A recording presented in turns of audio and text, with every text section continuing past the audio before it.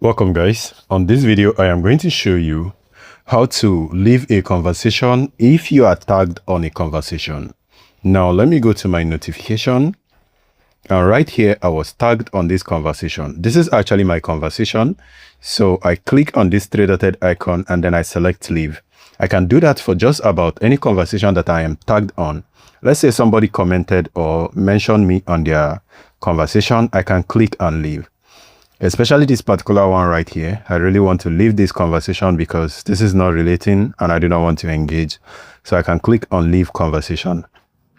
Mind you that you leaving the conversation means that you untag your username from that particular conversation, but that does not actually delete the message itself, because this message itself is still going to be on X. But it's going to mean that the person is no longer tagged you on that person. You can clearly see, right? I am no longer tagged. You notice it says you have left this conversation.